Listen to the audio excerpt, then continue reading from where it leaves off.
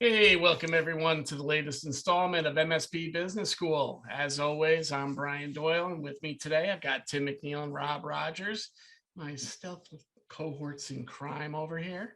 That's right. What's going on, guys? Doing well, sir. Doing well. So I'm excited about today's episode, and hopefully our listeners are as well. This episode will be airing when we are at ChannelCon. So if you guys are out at ChannelCon, make sure you come by our booth or come by and grab one of us if you see us having lunch. We'd love to chat with you about anything MSP Business School, OSR Manage, BCIO Toolbox, or what we're going to be talking about today, Sales Maturity. Or even if you don't want to talk about that, we'd love to have a beer with you and just talk about whatever. So, absolutely. If you come out there, please come up and say hello to us. But today is going to be a little bit different episode, and we're going to be very transparent with you guys. We love to, as you know, we've been putting this podcast on because we love sharing information with the industry. We don't try to put a lot on about our own individual companies, or certainly not make this into any level of a sales pitch. But we're really excited about something that our two companies collaborated on and have put together for the marketplace, and that's a program called Sales MaturIT. And this is a application that was really the brainchild of Rob and Tim over at OSR and some of the processes they did, and we melded it with some of the technology that we had over at BCIO Toolbox, along with some of our account management, to really bring a tool out to the marketplace to help MSPs and MSSPs really assess their current sales posture, understand where they have gaps in that process and at what stage of that process they might be in, right? We're not all created equal with our outbound customer acquisition strategies, and then get real guidance to take action and really start accelerating their sales plans. So with that said, we're going to be going through Sales MaturIT today. If you're listening on a podcast, we're going to make sure that the visuals are interpreted for you guys to listen to. But really what I'd say is, if you're on the podcast and you're somewhere by a computer, head on over to our YouTube channel and take a look at it there, because Rob and Tim are really going to walk through the process a little bit today and share with us, what can Sales MaturIT do for our customers? If you don't want to hear what Sales MaturIT is about, you just want to hear our core content, don't unsubscribe. Come back next week. We'll be back to our regularly scheduled programming. Correct. That's but right. Really, this product's an outreach of all the questions that our community has shared with us over the course of the last 2 years. We really saw that there are folks that, peer groups might be unattainable, but or even if they are in peer groups, they don't have a way to really measure just the sales machine and get their sales maturity level, which for many of us, we're familiar with the operational maturity level, but really our sales maturity level, so we can understand where are we in our sales growth process. Right. So with that, I'm going to take a step back and I'm going to turn the reins over to Rob and Tim. Okay. All right. So, Brian, thanks. That was very well done, sir. Very well done. That's good, because you're going to put me to work soon. So I am. Look, we know what the MSP industry is. Brilliant IT people, brilliant entrepreneurs, kind of weak on the sales side. That's a struggle, and it's a very real struggle for a majority of the MSPs out there. It's why we all have jobs, right? And it's what we're able to do. So Tim and I built this application, and it's a sales maturity level application. It defines where you're at, so it assesses where you're at. If you think of Net Detective, it's the same type of thing. It assesses where you're at, and then gives you a roadmap on how you can go from the basic level 0 all the way to level 5, and then gives you the documentation that we use every single day for our clients on how you can do this yourself. Yeah, and look, one of the reasons, a large reason why we even came up with the idea of this was really just our history, right? When Rob and I come from the industry, which we've talked about plenty of times on here, and when we started, we were lead generation, and after switching from lead generation over to sales management as a service, one thing that we found, especially early, as we started that, there were a lot of MSPs that they felt like they were ready for a hunter. They felt like they were ready for a salesperson. But when you really pull back the covers, they didn't have any It's not that they didn't have anything set up on their foundation as far as their sales maturity level, but they had so little set up that they weren't ready for a salesperson. So it really made us take a step back and say, okay, how can we help this segment of MSPs grow their foundational level from their sales maturity, so that they can get to a point where they can hire that first account manager and then hire that first hunter, and then just continue on that journey. Yeah. Yeah. Yeah, that's it. That's exactly it. And so, this whole app was made for, that person, kind of starting out, right? That's where it was really derived, where we were trying to, make it easier for, understanding what you had to fix next. Because there's so much when you look at a sales department, where do you start? Right? Do you do a podcast? Do you do a webinar? Do you do your value proposition? What about recruiting? So that's why we built this thing. And Brian, I'm going to take you right through the roadmap and how the customized roadmap is built. But, where do you start? And that's where we started with this entire app. So that's really what we were trying to do for those MSPs that, may not need sales managers as a service, which is what we do. They may just need some documentation on how to get to that next little gap that they're trying to close, but they don't need a full-blown sales manager. And that's what this is trying to fill, that place in this sales roadmap, or in the sales engine roadmap. I don't want to lose sight of something you said there, right? Our industry is filled with brilliant people, but the reality is most are technically founded. A lot are owner-led sales. So these are folks that didn't come from classical sales backgrounds, who may just need a little lift up on how to get things started. And then there's the challenge that we see all the time when a sales team is putting in a new sales rep.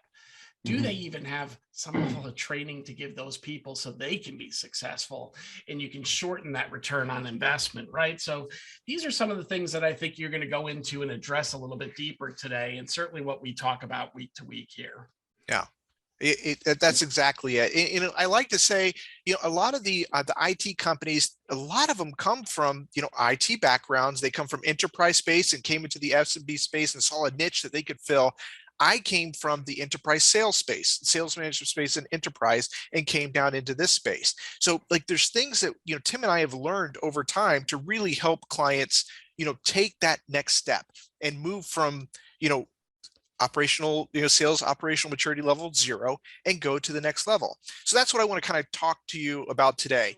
At this screen, you can see that this is the dashboard. This is the main page, and this is where everybody originally comes in and starts to use the app. And what we did was we built the score that you would obtain on, if you think of kind of like a FICO score, that's where you would see this. And so we have 5 different levels, from level 1 through 5. And the first level is your sales foundations, your basics. What do you have to do just to make everything secure in your environment, so you can, in your sales environment, so you can start getting some trickle leads coming in, so you can get the referrals coming in, that at that level, the branding basics, that kind of thing. And then you go into sales development and you start growing from there. Then you go to sales growth, excellence, and leadership. Well, let's take a moment there, Rob, before we go on. And for the listener, where are we when we're in those 5 phases? Because I think it's very important. A lot of people look at sales as an all or nothing proposition or all that, but, in those kinds of terms, but we're talking about 5 steps here. And, you mentioned foundations. Hey, before you can even walk, run, you got to walk. But then we've got sales development, and that, as those that can see the screen, we're really talking about owner-led sales there, right? Yeah. And as we move up the ladder, where, level 3 is a little bit about sales growth. Is that where we're starting to talk about bringing on a team or bringing on our first sales rep? That's where you bring in on your first sales hunter, right? So sales foundation is your account manager. That's your very first hire. Yeah. Your second hire, sales development, that's very smart, Brian. It's your principal-led system. That's where you bring in on a lead generator or some type of BDR, some person who's going to help you gain leads so you can go out and close them. And then in sales growth, that's when you're getting a hunter, and you're starting to transition away from principal-led systems to the pod systems, where the salesperson is going out with a sales engineer if they need to. And then sales excellence, where you start bringing in sales managers. And then, sales leadership is where you're kind of disassociated with the entire process, except for strategy, making sure everything's going well, and check-ins. So this is really key, Rob, because sometimes when people dive into sales and say, I'm going to hire a guy, I'm going to move forward, then I'm going to hire two, and it's going to be great and all that. Yeah. What we're really trying to illustrate here within the system is you're going to be at various junctions throughout your growth. You might even have to step back a level at times when your staffing mix comes. And really what we're trying to do is provide you the guidance for that next step and also make sure you're not jumping too far too fast. Yeah. So, I just wanted to make sure for the listener that they understood, there's 5 levels for a reason. Each one really comes with the increasing capability of sales maturity within your own organization. But like anything in life, sometimes if we have a key loss or a key employee leaves us, we might have to take a step back, retrench, and then move our way back into it. Yeah. And I think that's a very important point and kind of references what I was mentioning before. I mean, people like to do what the sexy thing, right? They don't necessarily want to go backwards and develop a roadmap on what makes them unique and things that if they don't already have that built out, they want to have the salesperson that's going to generate money, and oftentimes they'll just hire a salesperson and say, okay, go get appointments. But how do you do that? Right? How do you do it in the recruiting phase, which is in the foundations level? When you do get that person, whether it's an account manager or a hunter, what are the scripts, objections, all of that? What do you have? Right? That's what we try to accomplish with this is just give them that roadmap, but the how-to. I think most importantly, it's just there is an article or a homework assignment or a demonstration around what to do, how to do it, and when to do it. Yeah. All right. So I'm a user now in here, Rob, and I've come to this main dashboard. What do I do next? Okay. So the first thing that you're going to do is you're going to come in and you're going to put in your financials. And this is a quarterly financial, and it goes back 5 years if you can. If you can only go back 2 years, you can only go back 2 years. But I am not interested in OI. I'm not interested in, all the other business parts that, some of your peer group leaders may be involved with. We are only interested as it relates to sales and marketing. That's it. So we give you a template. You complete the template out of QuickBooks or however you do it, you upload it, and then this is the information that you come in or you bring in. And this is the first part of the assessment. And I'll come back later to why this is important for the growth of your company to understand your trajectories and your trend lines moving forward. But after you do this, then you go in and you start. For the listener, let's go back here and just kind of talk about what some of the variables are that we're measuring here, right? What we're doing on this quarterly basis is really keeping track of our client count so we can see what our growth trend is from a customer standpoint. We're looking at devices and device monthly average, recurring revenue and recurring revenue monthly average so we can get a sense on how our growth trajectory looks today. And then we are taking some variables like hardware, software, and some of the things that sit outside there. But we're also taking into account spend. What is the total sales spend and what is the total marketing spend we're doing to achieve this? That's a lever we can pull to potentially grow it. If we're spending less than 2% on sales, we're spending egregiously somewhere else. And this is something else that we want to take out of this here. So I just wanted to make sure for those that aren't watching the video that you understood some of the criteria that we're putting into these financials. With that, Rob, why don't you step over to the assessment? Sure. Okay. All right. So the assessment, there's a total of 84 questions, right? And you do this as you're moving along. All of our questions are built into those 5 topics, those 5 levels that we have. And each of those 5 levels has 3 subtopics. It has people and processes, systems and tools, and sales and marketing. So each one of those subsections has questions that are completely related to how you're going to build your sales department, whether it's a deficiency or you're already best in class. And you literally just go in and you read the question and then you grade yourself on 1 to 5. 1 being, I have not even started this part of my sales journey yet. And 5 being, yes, I am best in class. I feel like I have done everything perfectly in this in this piece. And so, and you literally just go down the assessment, taking your time, trying to be as conservative as you can as you're doing this assessment, so you can make sure that you're, in the best in class as you're moving forward. And really what this means to you is every time that you answer a question and you grow from a 1 to a 5, It's going back into your business and helping you grow your sales department, your sales engine. And that's what it's really all about. And I'm glad you really kind of hit upon the fact that, hey, answer honestly, answer conservatively, because the only person that you're going to hurt is yourself. Yeah. So that's something that we've had to really drill into people, is just make sure that if you're on the fence on any of these questions, always answer from a conservative basis, because even if you get to the next section, which is the roadmap, which will show you all the documents, you'll understand why answering conservatively will help you get forward, right? Yeah. You may already have a portion of whatever that document is done, but it's important to have the whole document done to move forward to the next step. Yeah. And that's really important. Like, you'll never go back, right? If you give yourself a 4 now, and then you move on to the next thing, you're never going to go back and look, right? It's human nature. None of us will. And that's why we suggest to always be as conservative. Have your integrator in the company. If you use EOS, have the integrator in the company do this assessment, not the visionary, right? Yeah, that's one thing that we've kind of found is one of the best in class ways to do this. All right, so now let's kind of step into the roadmap. So we've taken our self-assessment, we've generated our score, we found out what, Rob?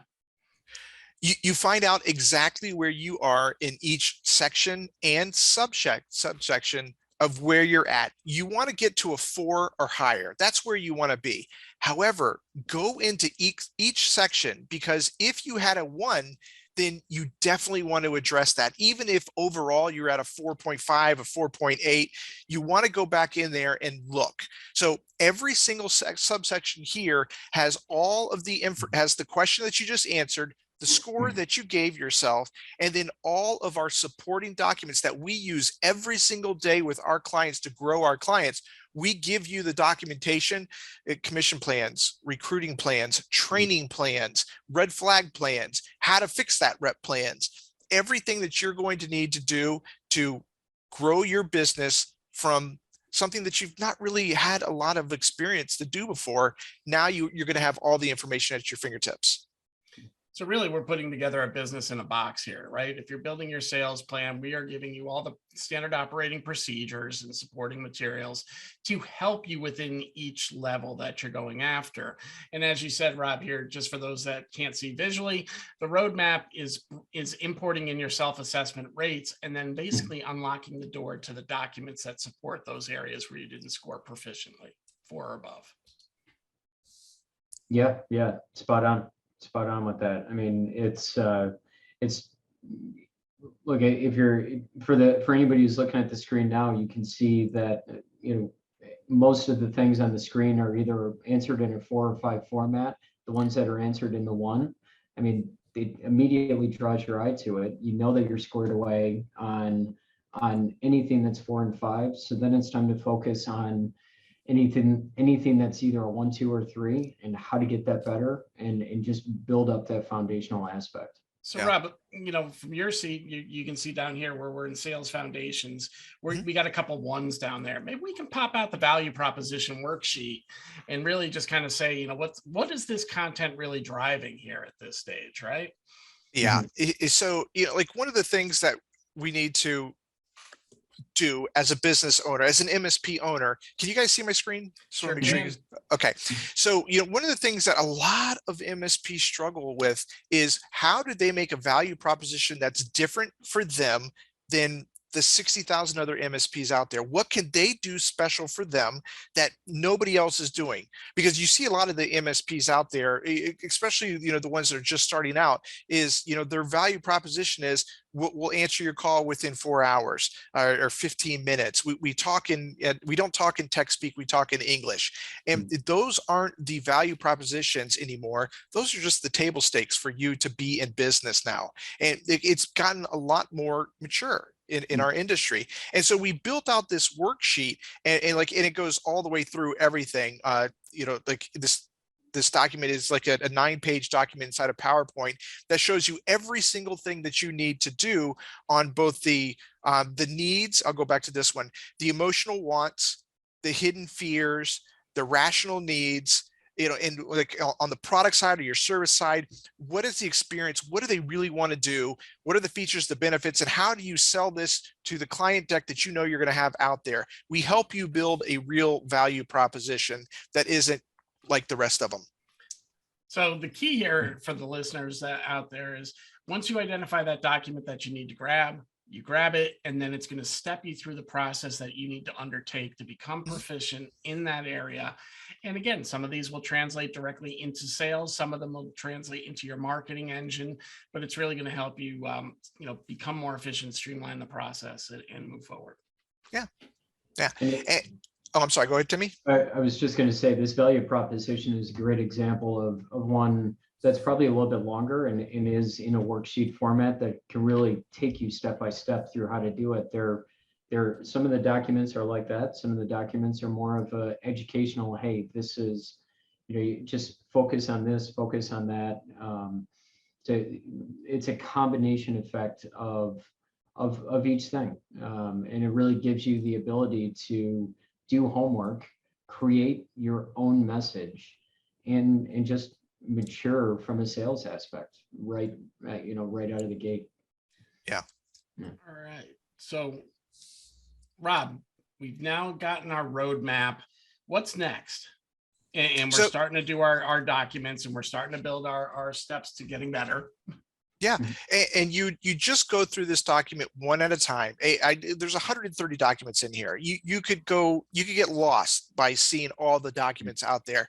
But if you just start at level 1, subsection 1, get through that, and then move on to the next section, this will really start to help you be able to build your sales department. And all these documents are made for best-in-class processes that we have worked with hundreds and hundreds of MSPs across the nation to help them build their systems. So these are all best-in-class documents that we've seen.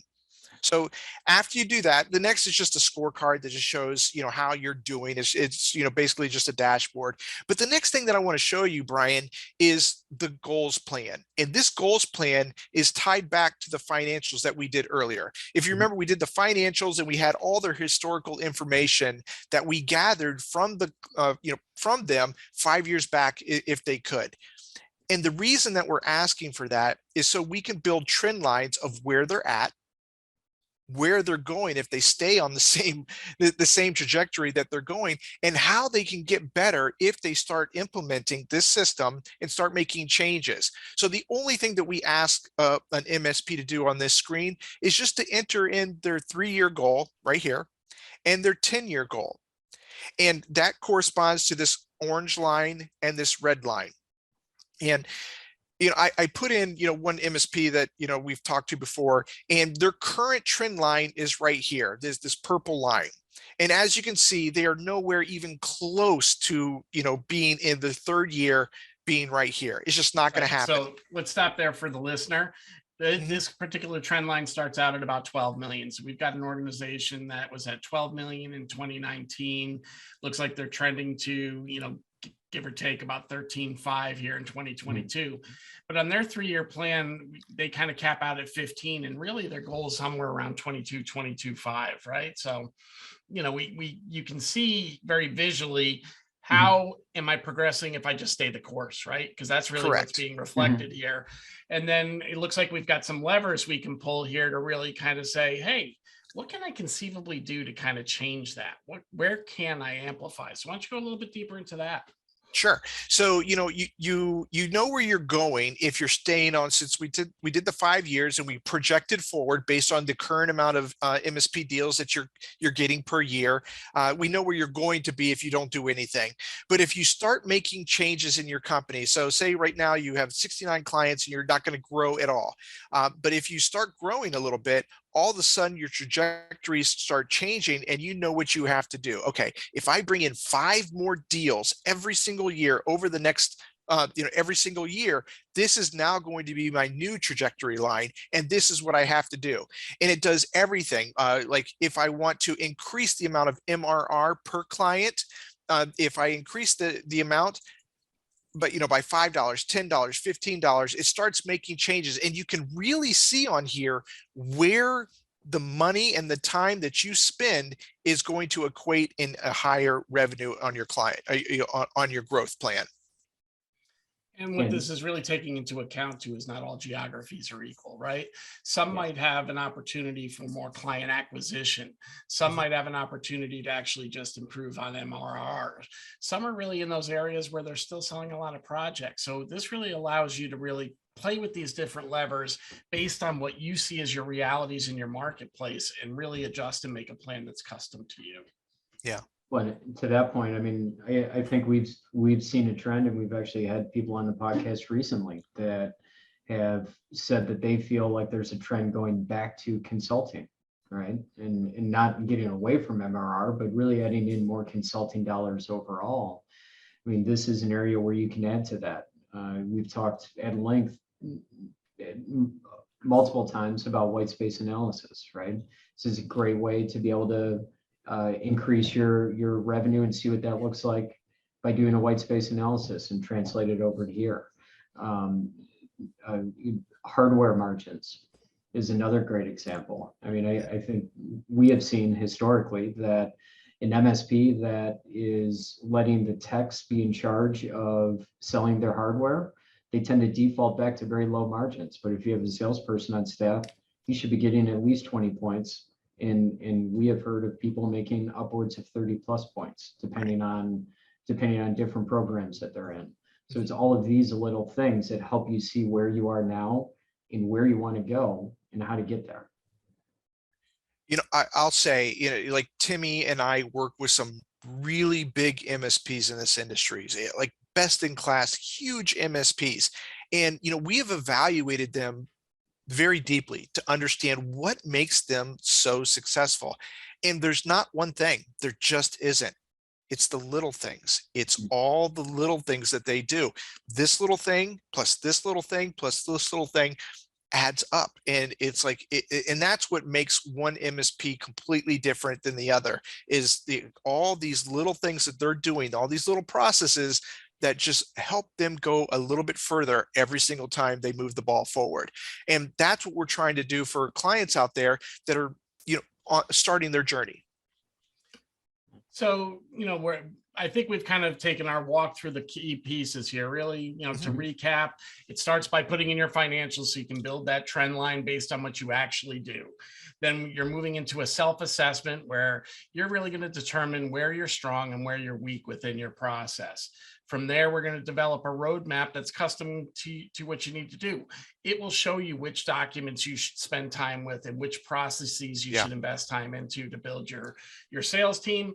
When you get done with that, you're going to come down to the goals plan, and you're going to take those trends that you built and play with the levers, things like adding clients, adding more revenue per client into the mix from a recurring standpoint, and see how you can adjust your trajectory to really meet what your long-term goals are. Because let's call it what it is. This is about the exit. And, you know, for those of you that know Abe Garver, you know, he's been on our show multiple times. Abe's been very open with us that, you know, organic revenue is weighted higher than acquisition revenue when an acquisition takes place. Just bolting on companies, while yes, part of the equation, is not the only solve. They want to see a sales engine as well, especially when you're coming into a mature private equity platform. To that point, I mean, we've whether it's Abe or some other people that we've talked to within the industry that we hold in very high regard, you know, we've been told that if you have that organic sales department and you have that organic growth, there's a realistic opportunity upon exit that you can get anywhere from 1 to 2 times more multiples than you would have if you didn't have that set up. There's nothing wrong with growing by acquisition. A lot of companies do it. Absolutely nothing wrong with it.